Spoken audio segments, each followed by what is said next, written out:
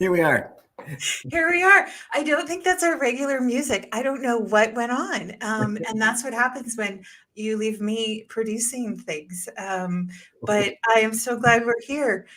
Cory, thank you for joining me today. I'm looking forward to our conversation today. Louise is excited about this.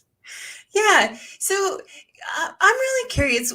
What's one thing that maybe you're celebrating that's gone really well for you lately? I'd love to hear about that today. Yeah, no, that's a great question. And I was thinking this morning a little bit about that. I felt like that would probably be part of our conversation here. I'll reference an event, but if I think of sort of the impact of what I'm thankful that event that took place recently is just, I think, really being able to make a difference using the skills that I'm very passionate about and have worked really hard to develop. And that's what I'm really celebrating right now.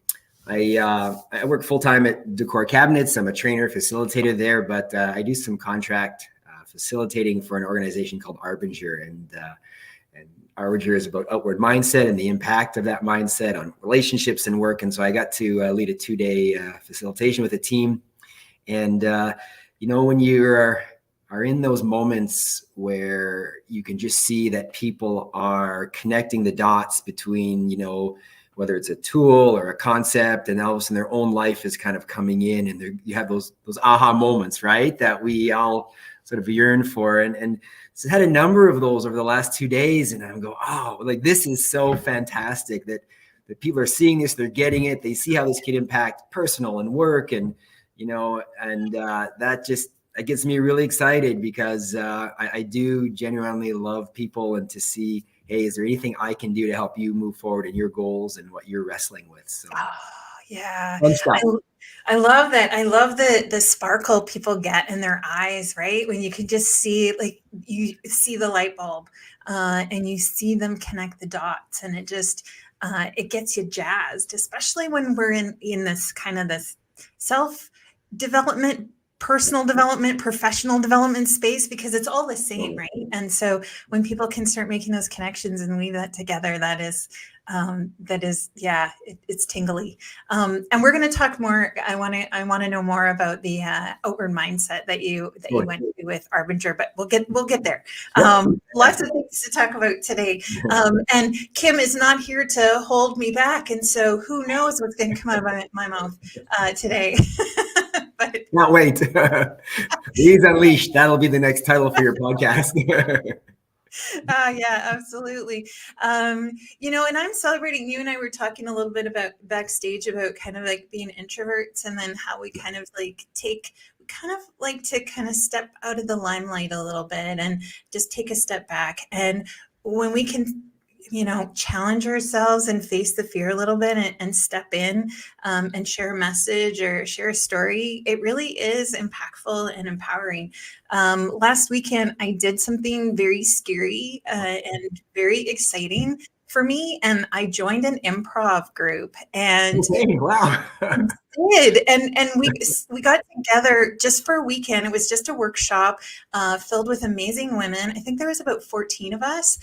Didn't really know anyone, had an acquaintance in the group, but it was really scary for me to actually get to the theater. Never mind get on stage. Never mind with a surprise performance at the end of our workshop in front of about 100 people, opening for an improv troupe who was celebrating their birthday. And this was all kind of like all came together at the last minute, or maybe it was kept from me for a reason, because I don't know if I would have gone for it all. But what an experience, and what a gem and what a nugget for me to be able to hold on to and just kind of challenge myself, and feel the fear and do it anyways. And that it's kind of all ties into a little bit of our topic today too. Yeah, totally. Well, I'm first going to say that wasn't what I expect you to say, but good on you, right? And so much richer for it, and those experiences. Yeah. We don't let fear guide our decision-making process, especially when it comes to new fun opportunities, right? And other areas too. Yeah. Absolutely. Yeah. Okay. So I'm going to do a really quick intro. So know kind of who you are, and you're kind of my co-host slash guest today. But yeah, so Cory Kehler has been in the role of people development for, I bet, at least the last 20 years, both in nonprofit and profit organizations. During this time, Cory has been a public speaker, a trainer, a leader, and a mentor. And you, Cory, currently work at creating and delivering content that helps leaders grow and lead impactful teams. Oh, it's so dear to my heart too.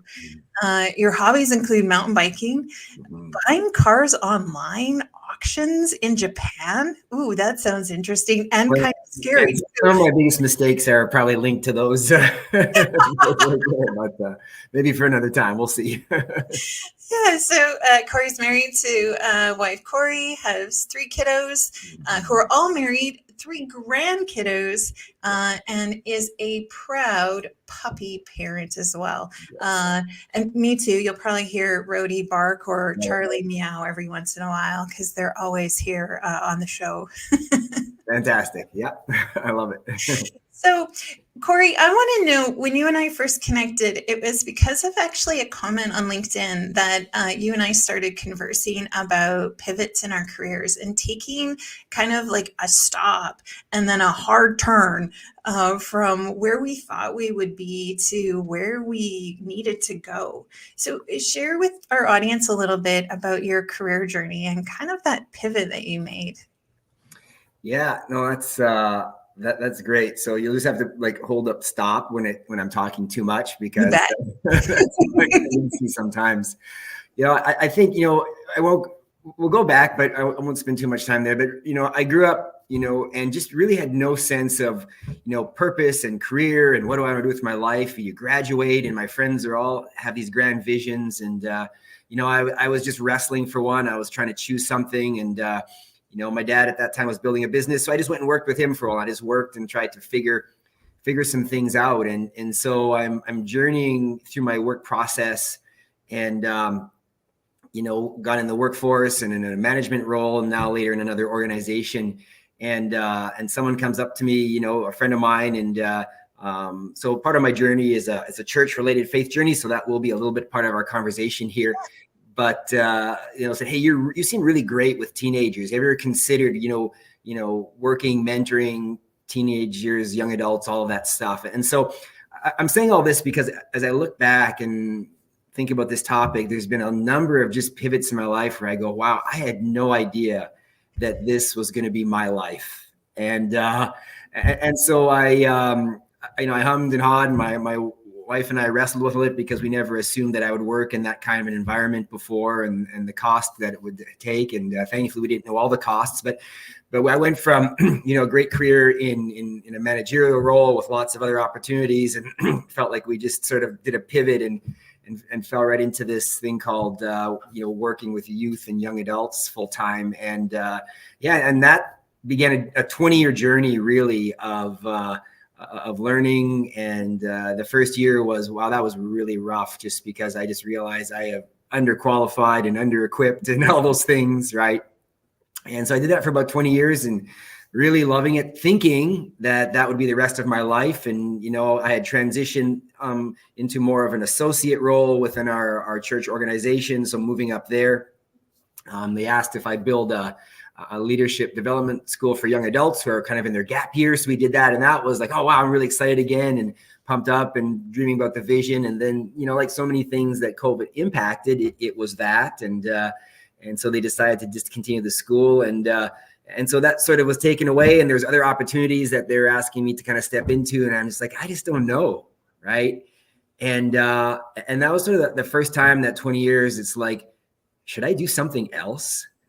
Right. And my wife and I were, and anyone who's pivoted, on one hand, you're really excited about new possibilities. On the other hand, you're just like crazy scared because, it's a whole new world. And I think where I wanted to go, I wanted to go into corporate. I wanted to take some of those skills that I had and move in to that world and facilitation and training and development. And yet it was a world that I just wasn't. It's been 20 years, right? And so I think that was, something that I still look back and I just can't even believe I did it, because and I talk to people about having a good exit plan now, and I use my story as an example of what not to do. Yeah. Right. So I didn't know. I knew, okay, I want to go into corporate, and I don't have a place here anymore. So let's just leave, and I did that, and I took a job. Actually, I have a nephew who owns a painting company, and I started painting, and I did that for 2 years, just trying to figure this next step out and making connections. And finally, after a lot of, really just hard work and searching, went back to university and began to develop some more skills there. I had an organization here that was willing to take a chance on it started as a 6-month term. You either going to show us what you can do something or you're out. And then that turned into 1 year. But yeah, so I think there were so many things going on at that time, but just pausing right there, that was for me just, again, something out of the blue that I just never thought would come my way. Yeah, when we don't have a plan or a direction, it gets really hard to know what to do, right? Like I talk a lot to my clients about like finding your compass, right? Like we might not know exactly the route to take, but if we have a compass, if we have a North Star and we know what direction we want to go, when these opportunities come to us, we kind of know a little bit more about, do I get closer to what I want, or does that take me farther away? And I think, and I was the same way too, is like, I never did any kind of career planning or even put any thought into like what direction I was going to go. Yeah. And so I would take opportunities that felt good. And then I get to a point where it's like, yeah, but I just don't know anymore. And taking a step back and how I think that courage that it took to totally step out of that and just say, you know what, I'm just going to paint for a year. I'm going to like kind of disconnect and do some soul searching, disconnect from the old part of me. Right. And do some soul searching. Yeah. Totally. And that was the part, I think you don't realize sometimes just how your identity is so formed and shaped by, what you do. You have a sense of it, but you're so wrapped up in this one world and all the people that are in it. And then all of a sudden, boom, that's all gone. And yes, it was my decision. But now in that year and a half of soul searching, they're like, who actually am I? And, what am I actually all about? Because it was all this before.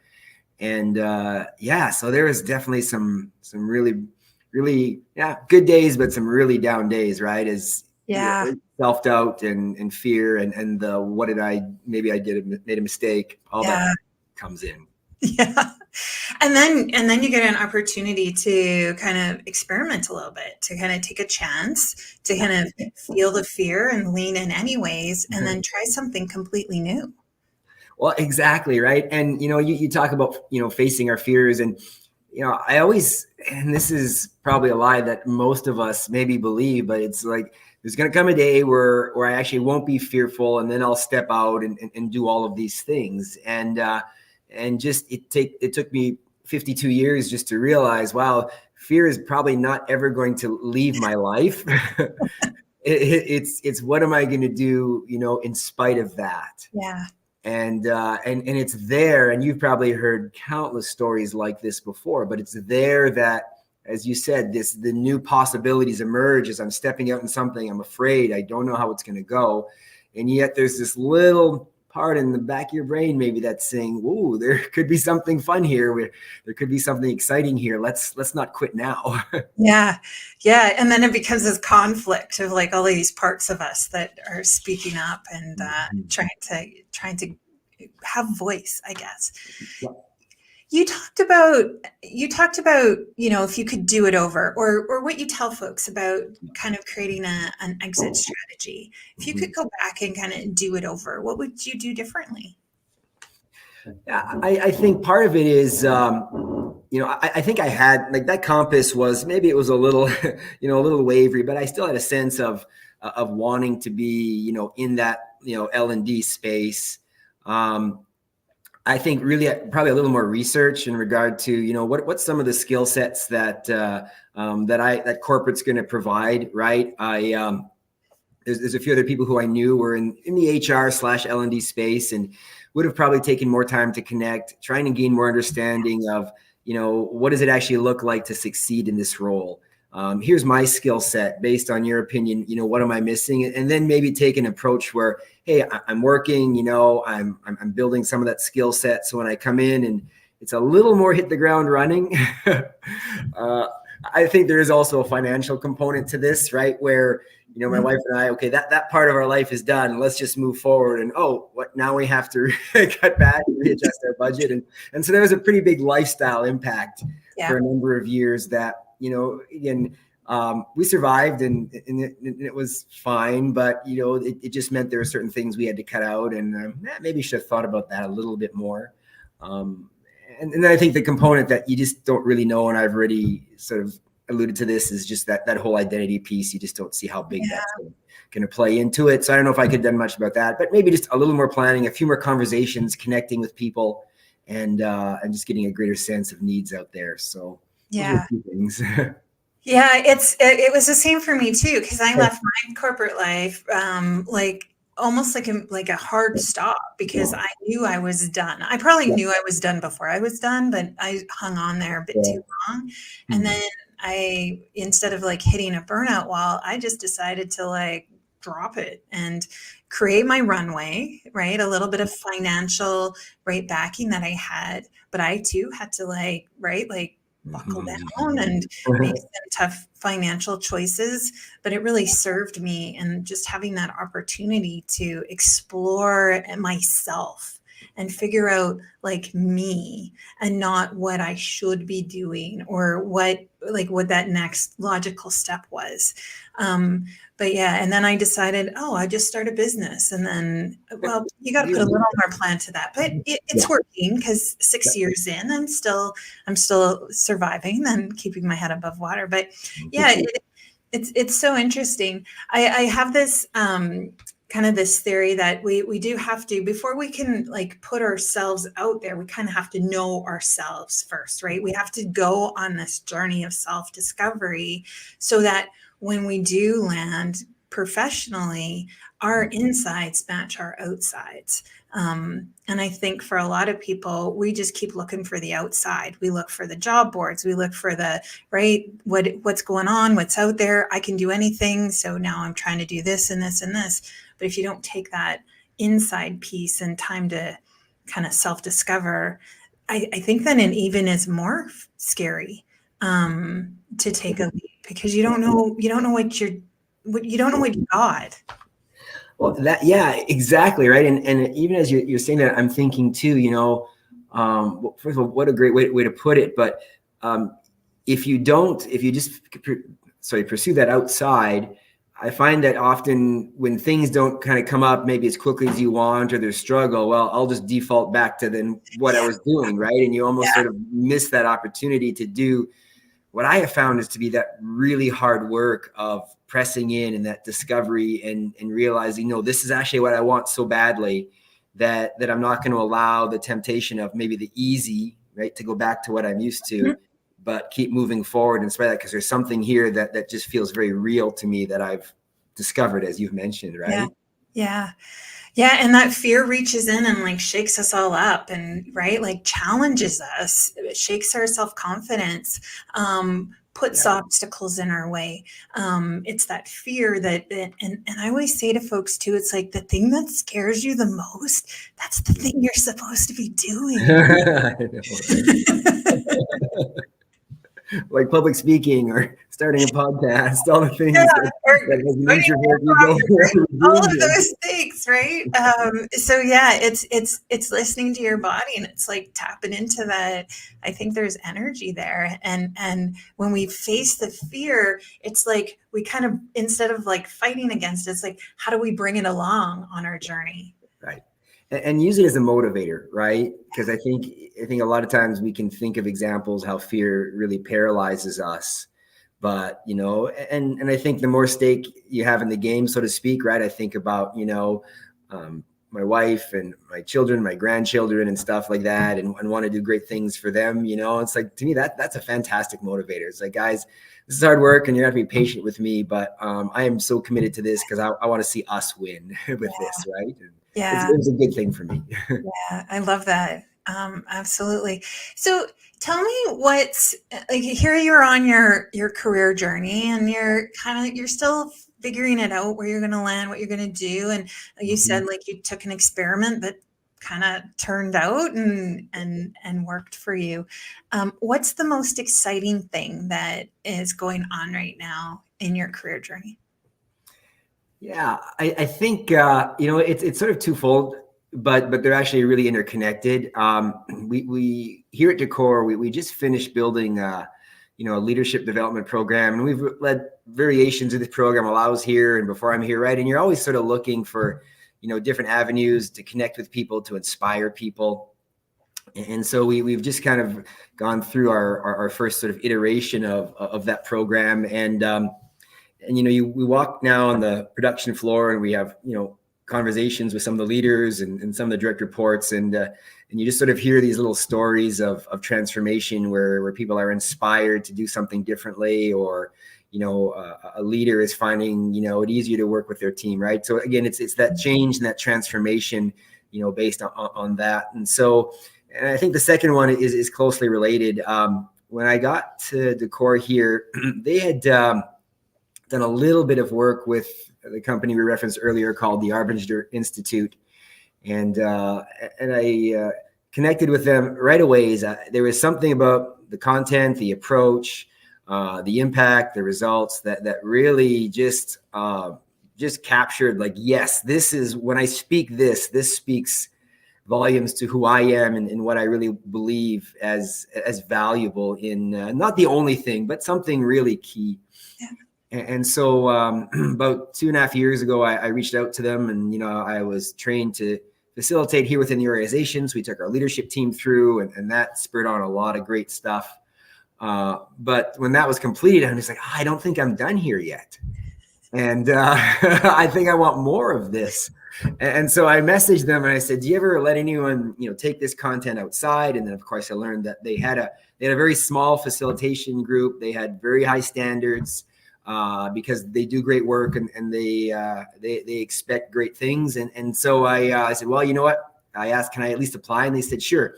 So it was crickets for about after that for about almost a year. And I go, okay, well, I guess I didn't hit the mark.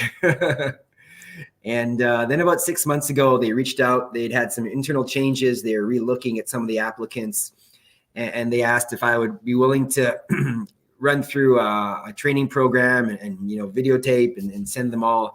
Not video, I guess that's old school, but anyways, record it. There we go. Excuse me for dating myself here, Louise. So that was about 16 hours of recording and training content that I sent them, and that got reviewed and raked over. And about 3 months ago, they messaged me and said, hey, we think you're going to be a good fit for us. And so, it was, again, just how much that material feels a part of me, and just the opportunity to work with a small group of what I see as very much more talented than even me facilitators was something that was just really, really exciting for me, on top of what we're already doing here at Decor. It just felt like the cake got another layer of icing, and it's cream cheese, and I love cream cheese. And so, yeah, so then again, back into the training and growing and learning their content. And we referenced a post that I just put up on LinkedIn. Yeah. And that was sort of the first delivery. It's a 2-day delivery for this particular course. And, I just, Louise, and you know it too, right? Like I've always seen, whether it's in my days working in my church and leading things in projects with youth and young adults, or whether it's here, anytime you enter any kind of, training or facilitation, and, you feel passionate about what it could do, it's like I get to go on these little mini journeys with people. And you start the journey, you're all a little hesitant, you don't know each other that well. And as I mentioned before, you see the dots connecting, light bulbs going on, and people getting excited and making application and trying things. And I just have become to understand, like, that is some of the greatest gifts that I've received, is to take that journey with people, and then to see some of the change that happens at the end. And so that was the last 2 days for me coming out of that, right? Yeah. There is no perfect organization. And we all know that, we're all people and we're trying our best. We don't always get it right. But just to see, as I went through that journey, the possibility of change and growth, and teams acknowledging some of the things that they were doing that was actually counterproductive to the other team, and recognizing we don't actually want to even do this because we are good people. And to see that growth in front of me, I just like, I could explode and talk about this for an hour all at the same time. And I think you probably get that. So Absolutely. Yeah. That your insides are shining outside today. That's for sure. Tell me a little bit about the philosophy, because I know that the training and facilitation that you just did is around the outward mindset. Can you tell our listeners a little bit about what that is? Yeah. So I think at its very core, it's just coming to an awareness of my words, my actions, and even my feelings towards another person, and how all of those are going to have some form of impact on that person, that relationship, that team, and I actually have a choice in the kind of impact that I can have. Right, Arbinger terms it as results. I can actually determine many of the results, in my life, if I'm mindful of the fact that the only person I can control is me. Right, I don't have control on how people are going to respond. But when I operate with what they call an outward mindset, and sort of the two choices are an inward mindset or an outward, and we would say inward as being someone who's more self-focused, and even we would say not always intentionally, but less aware of the impact of their words and actions on others' objectives and goals, right? Yeah. And so as someone who strives to have an outward mindset, it's sort of this calling to look at someone and really try and see the humanity of them, right? Because the other choice is that we objectify them, and then that justifies all kinds of poor behavior and poor actions. Yeah. But it's this daily call to see people as people, as human beings, to not judge immediately that their intent, if they hurt me or do wrong by me, was always necessarily even intentional. But to say, I'm going to get curious enough to find out if there's a problem, can we fix this? Can we resolve it? And then just continually as I'm doing my work, what is the impact on that person? As I think about my manager and how I do my work, am I doing it in a way that makes life easier for them or more challenging? And it's beautiful too, in the sense that all the models, all the ideas, I can take this same stuff home, right? And as I relate to my wife, and we've been married 33 years, and that's no small task, and there's been all kinds of challenges there too, and she would admit that. It's like the same ideas and thoughts apply, right? How am I seeing her, right? Is she an ally or is she an enemy to me? And because that's going to have a huge impact on our ability to move forward, right? So, so that's sort of the core pieces and sort of the heart of it, if that makes sense. Yeah, no, absolutely. Right. Like when we can approach people, problems, situations with curiosity and without judgment, we just like the world changes for us. We come to solutions quicker. We partner together, right? We can move forward so much more quickly when we do that. And like you said, see the humanity in people by just kind of putting down our assumptions and our judgments for a moment. Totally. And it creates this space that I feel like a lot of people don't believe can actually exist, where, we can have a difference of opinions and believe different things, and yet we can still actually coexist and work together in a very healthy and productive way that doesn't have to undermine all the good that is available because I'm a person and you're a person, and we actually want the same things, right? We want to be valued. We want to have a purpose and all of that stuff, right? And if that becomes our key focus, I just think anything's possible then, right? When it comes to people and what we want to try and achieve, home or work. Yeah. Ooh, that's tingly for me, because we don't need to convince people to come on over to our side, right? What we need is to be able to share and communicate what our perspective is, what our opinions are in a really healthy way, and that we can actually partner and create this synergy to move forward. And I think that's lovely. So yeah, and this whole idea too of understanding like our own self-awareness, like that we have that autonomy to make the choice. Nobody makes the choice for us. We are in control all the time, and really to be empowered to take that choice back and to recognize, right, that we are choosing to see something a certain way, or we are choosing to feel a certain way about something. Yeah. Yeah. And I love it. You know, what you said there, that you know, how powerful that choice is that we get to make to change our lives and the lives of others, right? Like that is, we think about power, and that is, to me, that's what makes power beautiful, right? It's this heart to choose, this idea that I can choose a different path. Yeah. And it doesn't have to be filled with anger, resentment, or, you know, or carry this pain on my own, whatever it is. And Yeah. It's very freeing. Yeah, it is. Absolutely. Personally and professionally, right? And that's that whole idea too, is that, you know, when we kind of face that fear, when we use it and we start to step into our own power and make those decisions from a holistic point of view, we actually do, it's ripples. I've been saying this all week, right? It's ripples. It's Yes. ripples in a pond. And who knows what those ripples touch, and who knows who they touch. But we actually do start to change the world, a little tiny ripple at a time. Yeah. Right. I love it. I love it. Cause it's true. I used to not understand that concept. Right. But in so many cases, it's the small things that you do consistently on a daily basis to the people that like you, that don't like you, that you connect with, that you don't, and the power of that impact. It's Yeah, good. Well, I can talk until the day is long with you, Cory, and you and I have had some great conversations, and this won't be the last time we talk. I am absolutely going to keep tabs on you and see what you're doing, and amplify that message, right, around an outward mindset. And so we will carry on this conversation outside of today's episode. Love it. I look forward to that. I really enjoyed our time here together. So yeah, absolutely. What would be kind of your nugget, or what would you hope people kind of take away from our conversation today? Because we've talked about a lot of things. Yeah, totally. Yeah, I think really, as we think about fear, we talked quite a bit about that in early on, right? And it's just, you know, I've just learned, like, in spite of your fear, if there's something in front of you and you feel like this is worth giving some time or some energy to, just push into that, right? Yeah. Push into that, and the fear is going to be there.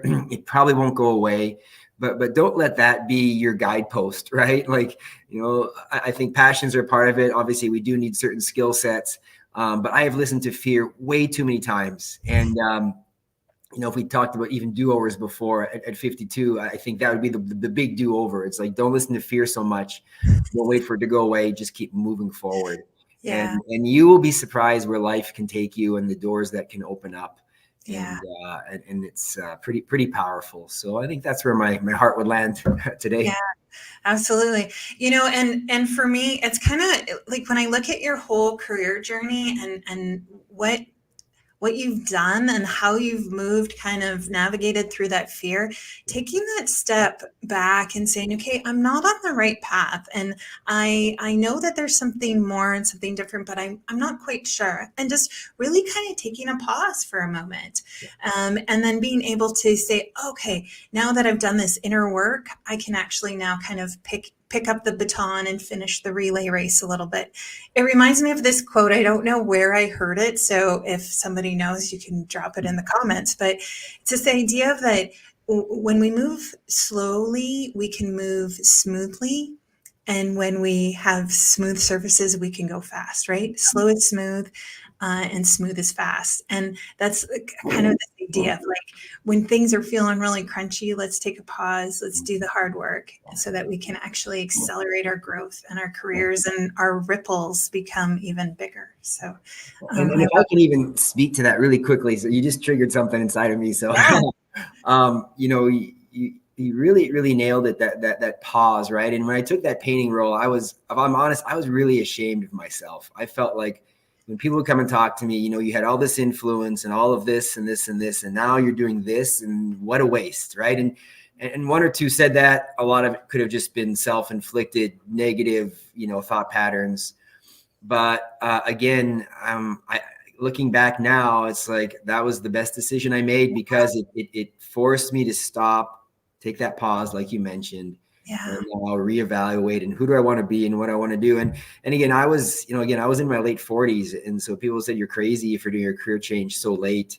And yeah, there was some crazy stuff in there, but I don't know. Now I look back, I feel like I got a lot of good years ahead, and that wasn't too old, like. Yeah, absolutely. 100%. I feel the same way about my choices as well. So thank you so much for joining me today. I'm going to leave the link to your LinkedIn in the show notes so that folks can reach out to you if they want to know more about Arbinger and you and your philosophies. I think it's so great. And so please reach out and connect with Cory there in the notes, and I'll figure that part out too. Kim's not here to help me. But what I do know is that coming up next week is Less is More, and it's all about decluttering for, I have a spelling mistake, for your mental health with Carolyn Thor. So please join us, same bat time, same bat channel. We'll be able to do that. And if you want to reach out and talk to Kim or myself, you can find us at yourkickasscareer.com. You can also find us on LinkedIn, and please reach out and see what we've got going on. As usual, we're doing our mini series for macro results. And so our next little tiny tidbit of a workshop, these are 25 minutes, if that, on little micro habits, is coming up on April 4th. So you can join us there. So I think that's all I have to say for today. Cory, thank you so much. I'm glad we got this opportunity to connect. We're in the same province, and yet we've never met in person. So we're going to have to figure that out a little bit, right? That's perfect. It was really fun being here with you today. Thanks for this chance. Right. So thank you, everyone, and take care. Bye for now.